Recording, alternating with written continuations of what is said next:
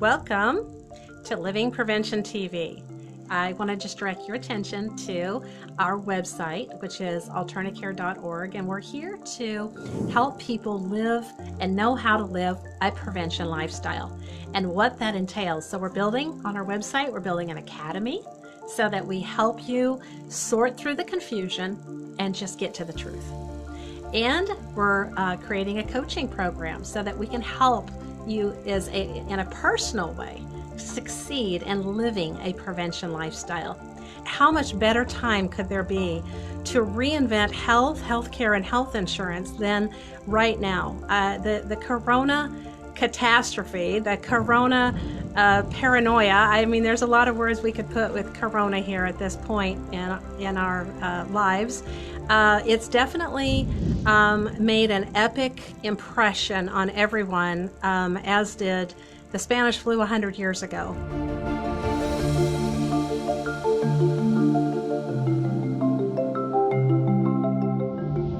But today what I wanted to talk about was how surviving cancer for me 30 years ago was the wake-up call that I got, that now I think we're all on the same page. I think we're all getting a really big wake-up. And you know, it's not a bad thing to get a wake-up, because a lot of the things that have led to this, just like a lot of things that I had done in my life, were actually the lead up to the crisis. So, you know, Einstein's insanity theory, right, doing the same things expecting different results, is the reason why what cancer did was it showed me the power of change. It showed me the power that we all have when we make new decisions and we get new outcomes. So that was really profound to me, because not only did I know nothing about prevention, I sure didn't have any clue as to how the body worked.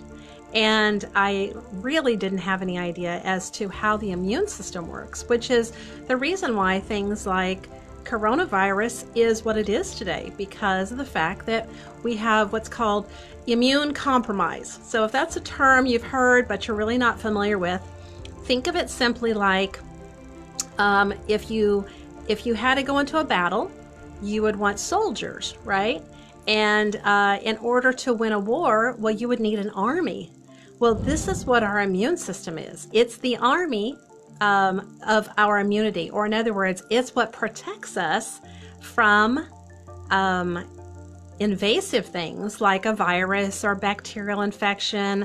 It protects us from a lot of things. So what we need to do is we need to be able to make sure that our army or our defenses are strong, right? Because if a chain is only as strong as its weakest link, well, our immune system is only as strong as the weakness that it has, right? So if we are immune compromised, that means that we've already lost before we ever got started.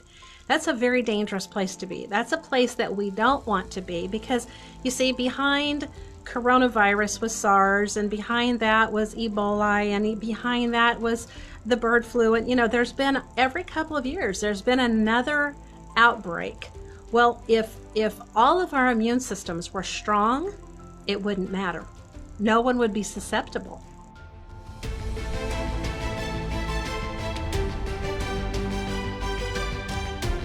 I want to talk to you about what I learned when I faced this life-changing diagnosis of cancer.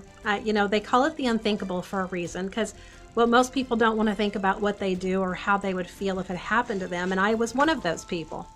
And so what I did when I was thrown off the deep end, as life sometimes has a way of doing that to us, what I did, though, is I was able to have a health coach who was a naturopath, after I was given no medical chance of survival, that really walked me through a lot of the changes that actually had contributed to the crisis.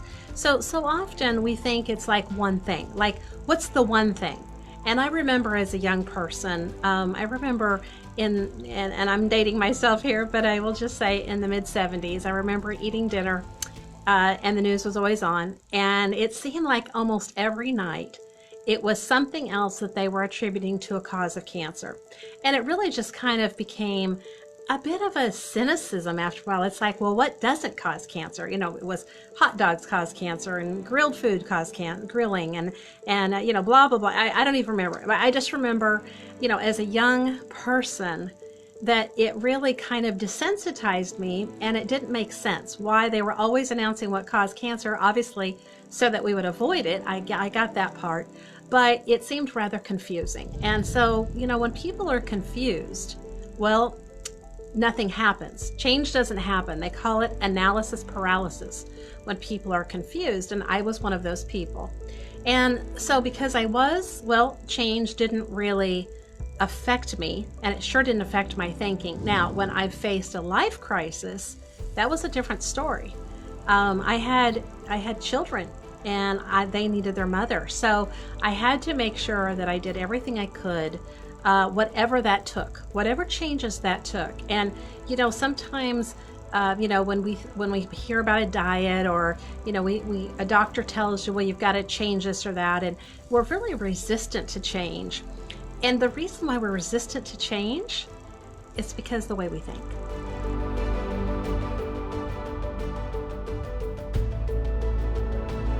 This is the whole reason why we don't change. We first of all think, maybe we can't change. Oh, I'm too old to change. I don't know where to start to change.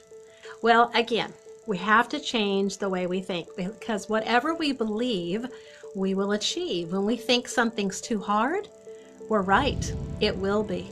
Just saying it's too hard is already telling us that we're clearly dooming it. So again, going back to why change is challenging.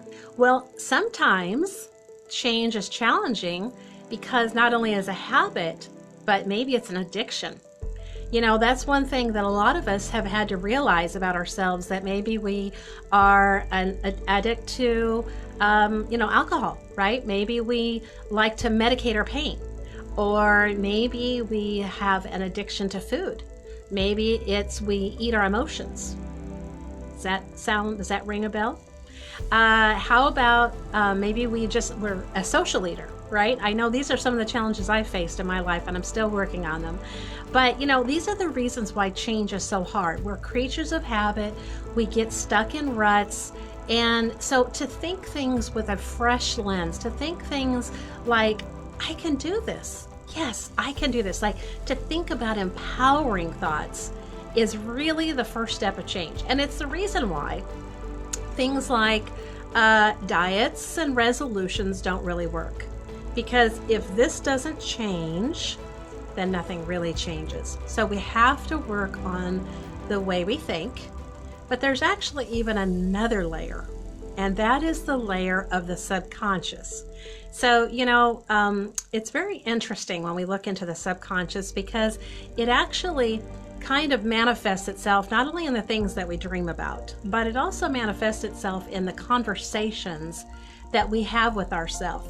Maybe you've heard it called stinking thinking. Have you ever heard of stinking thinking? Well, the reason why it's stinking thinking is because sometimes we are our own worst enemy. See, sometimes that's where the things like the things that maybe people told us that we internalized, it changed our belief system. So these are the kinds of things that connect an emotion. So when a thought is an emotion are connected, well, it makes change really challenging. So there's a lot of things that we could dive into. Believe me, this is definitely not the final conversation on this topic of why change is challenging, but those are some of the contributing factors as to why change is a challenge for many people.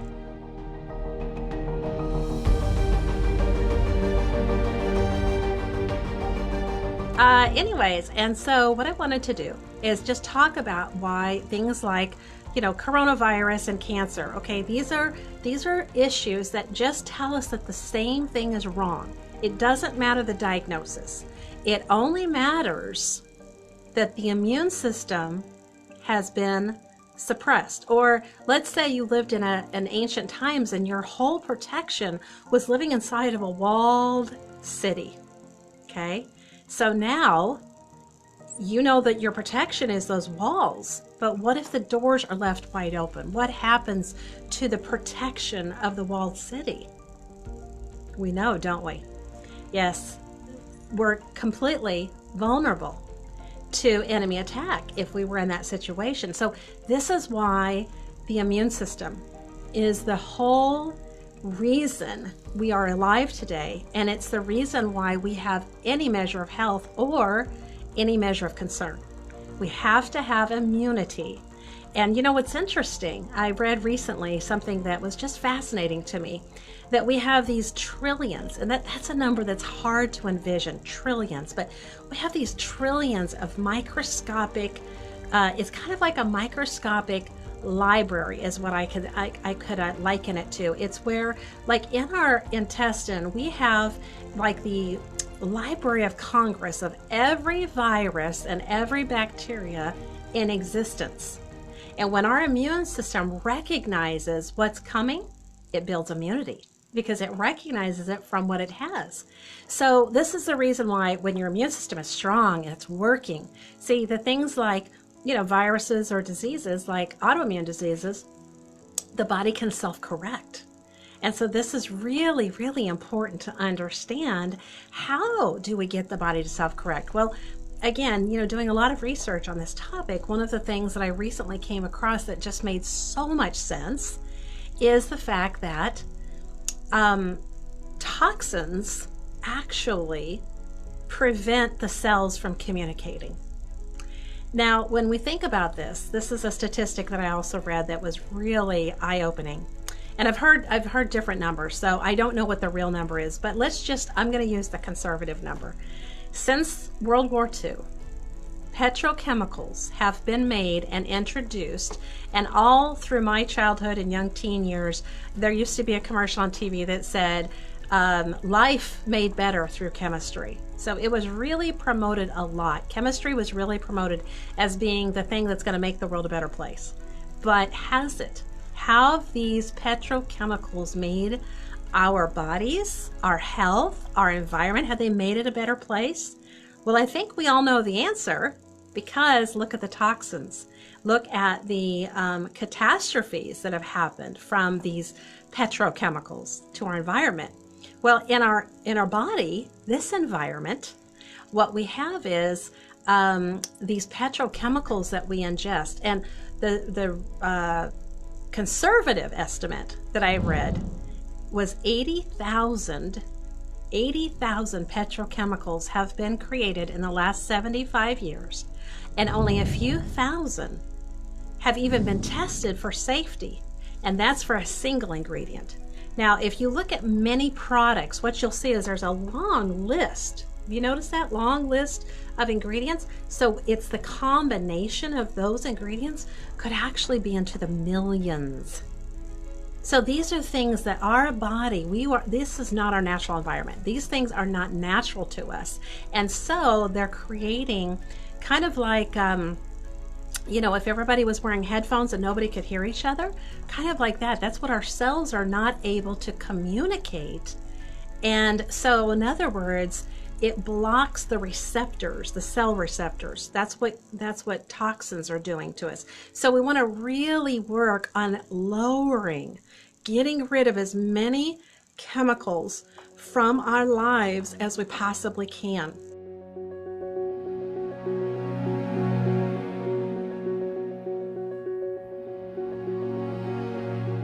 And what's so beautiful is there are so many things that we can do that are more effective and completely natural and non-toxic, and there's no harm to human life, to animal life, or the planet. And that's when we use things like essential oils, plant-based products that help us replace those chemical products and do so in a way that lowers our toxin load. So when our toxin load gets lowered, that helps our immune system to be able to communicate better. But there's more. So what are those kinds of things? Well, this is where you hear a lot of things. A lot of people talk about detoxing, right? Detoxing has been a real common topic for a lot of people. One of the things that I will say that a lot of people don't realize is that, you know, when you go to, let's say, the grocery store or the health food store, or you get something that's, you know, an advertisement, or maybe it's a Facebook ad or whatever, and it was like, you know, 3-day detox, 7-day detox. That's not how detoxing works. Those are a waste of time and money, and don't detox anything. The way you truly do a detox is something that takes months. You see, we don't accumulate toxins overnight, and we're not going to get rid of them overnight. But there are some really great ways, and if you want help with that, be sure to go to AlternaCare.org, and if you want, we can help you. We'll do some health coaching, and we can help you with that, because that is definitely something that we've done a lot of research on this topic and have seen some amazing results and amazing technologies and systems that help in the detoxing process. But please just know that it's not as simple as it would seem, or as we would hope it would be, as if we can just check and get it, you know, get that task over. It's definitely not only reducing the toxin load, but then not replacing it. Those are two really important components to a detox. But then it's also implementing the things that help the body shed the toxin load and to shed what the toxins hide. Now, this is something that I came across recently, and I was just amazed by this because it made so much sense. And anyways, and that is the fact that, have you ever heard of how antifreeze, for example, the reason why antifreeze will kill a dog, because it tastes sweet to the dog. Have you ever heard that? Right? Sure, many of you have. Some haven't, but I think most of us have heard that. And this is what was so interesting to me, is I recently found out that in our body, toxins also, like the antifreeze, are sweet to our microbiome. That just threw me off. I really didn't even think, you think of toxins like a poison, but actually it is a hazard to the cells. Like the body doesn't know quite where to put it. So it, like, for instance, stores it in fat cells, and it holds water and fat to try to protect us because it can't always get rid of it. But the other part here is that it's sweet.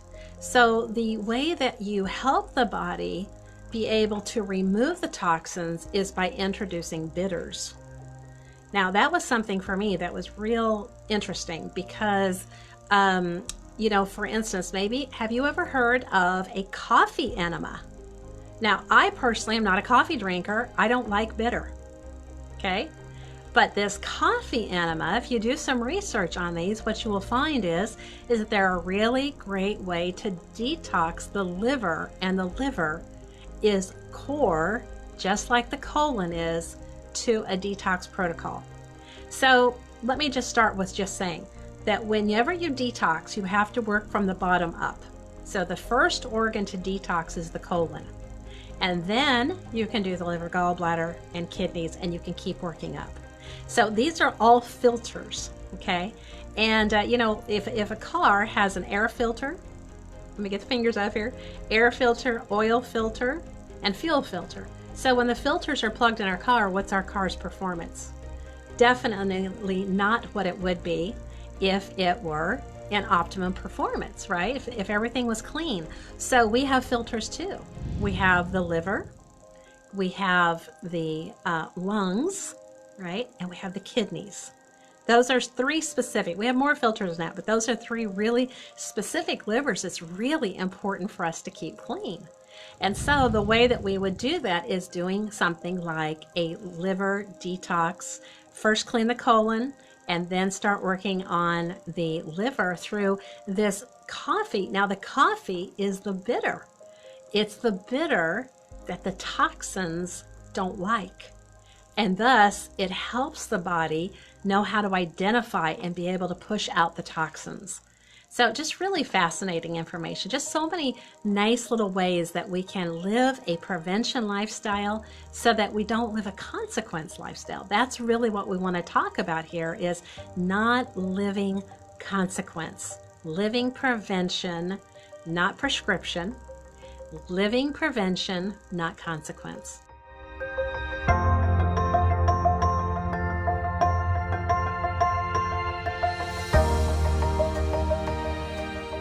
I found the healthcare system to be dysfunctional, disconnected, dishonest, and even deceitful. And I know that that probably sounds a little surprising to you, because most people, they think of doctors as, great people. And it's not the doctors. It's the system I'm talking about. I'm not talking about individuals. Many, many beautiful individuals are in the health space, and they're saving lives all the time. It's not that part that I'm referring to, but it's the way the system is set up to keep us undereducated, to keep us coming, because that's where the money's being made. And unfortunately, there's a lot of money being made, and the more money that's being made, the more integrity that's being lost. You see, it's things that are so simple. For example, just to illustrate this point, when I was diagnosed, one of the things that I did was I read a book. I highly recommend you read it. It's called The Yeast Connection. And it helped me to understand that in our body, we have these microorganisms called yeast that are there when we die to help us decompose. That's their place. Now, what I found is that when we do things like take antibiotics or birth control or have a high stress life or have chlorinated water, there are a lot of things that will actually create a disruption or an imbalance in our gut, so that now we don't have the immune system. So we're back to that walled city. So our walls are down, our gates are open, and then things like a health crisis can happen. So it doesn't matter if it's a 2020 coronavirus or if it's a autoimmune diagnosis. All of these things are happening because the microbiome in the gut is imbalanced, disrupted, and not working. So if it's not working and it's not communicating, then we are really left vulnerable, right? So this is why we want to make sure, and we're here for you. We're here to empower you, to educate, to enlighten, to empower you, so that you know how to be your own advocate. So you know how to live a prevention lifestyle so that you can live in charge of your health, in charge of your wealth, your finances, because, I don't know if you know this or not, but statistically, the number one cause of financial ruin for people, any guess on what that is? The number one cause of financial ruin, it's medical debt. So when I said earlier about the healthcare system being deceitful and dishonest and dysfunctional and disconnected, well, it's because there's just all this money that can be made when people don't understand how to keep themselves healthy, how to put themselves in an optimum place of wellness so that illness is the result. And so, again, let me quantify. There are many people that are in the space of saving lives, and we love them and are thankful that they are there doing what they do. That's not who we're talking about. What we're talking about are the people that are way up at the top, that are making decisions for profits instead of for people. And so you can Google that anytime you want. You can look and you can see on Wall Street what Wall Street says about curing disease. There was an article a few months ago that was just out that said that they can't afford to cure disease. Does that tell you where the problem is? If you can't afford to cure disease, then your model is based on the wrong model, right? And that's the reason why you can take your power back, though. See, that's why we want to be here, to help you know that your advocate here is us at Living Prevention TV and at the AlternaCare Foundation. We are here for you because we want to make sure that you have the truth distilled. You see, there's a lot of misinformation, right? A lot of things that are told to us by even authorities that we seem to think, well, they're trustworthy sources. But if you dig a little deeper, what you'll find is there's a lot of money shifting hands between organizations, and the integrity is lost once again. So, but our position here is to be an advocate for you. We're not here to sell you anything, right? We're just here to disseminate truth, to empower you to realize that you don't have to be paralyzed by, I don't know where to start. get a hold of us. We'll help you know where to start. You don't have to feel like, it's too much and I can't do this. You can absolutely do this. We want to help you do this. And you can also just know that we're on your side. See, we're here to help you distill through all the confusion and to build a body of knowledge so that you can find wellness, not illness, as your destination and optimum quality of life. So I wanted to point out here that at AlternaCare.org, you can take a look at what we're doing. If you go to AlternaCare.org and see the webinar, what you'll see is how that we want to rally together people who are really interested in social change, who really see that there's got to be something better than what we have right now. I think we deserve better. I think we deserve a better system where people who really are in the space for helping people get well and stay well, I think that it's time we rally together. Don't you agree? And so by membership at AlternaCare.org, or you can go to AlternaCare.org/webinar, you'll be able to see what it is, what our vision is, what our mission is, and how we want to reinvent health by making sure you know what health really is, reinventing healthcare by making sure that you understand the kinds of healthcare that actually promote wellness instead of compromising our immune system, the way I found many years ago. And then to reinvent health insurance. That's really the thing that so many people are like, what? Yes, there is a way that we can do this together. And that's where, again, part of this advocacy is coming in, where I'm here to help you know how to do all of those things. And we've got this. We've got this. So anyways, so I just wanted to, again, talk a little bit about how, we can turn tragedy into a triumph, how we can turn adversity into opportunity. And so that's how, my journey, shall we say, through terminal cancer, and then to become this health advocate, why I'm here and why I'm so passionate, because I just want to make sure that the legacy that I leave my children, and that of a humanitarian who just really took a lot of powerful lessons and paid that forward in a meaningful way. And so, I sat many years trying to figure out, and I'm so thankful now that we have things like social media where you can connect and we can engage. Anyways, but I just wanted to really share with you that I know fear is really rampant right now. And right next to fear, the ugly neighbor to fear, is confusion.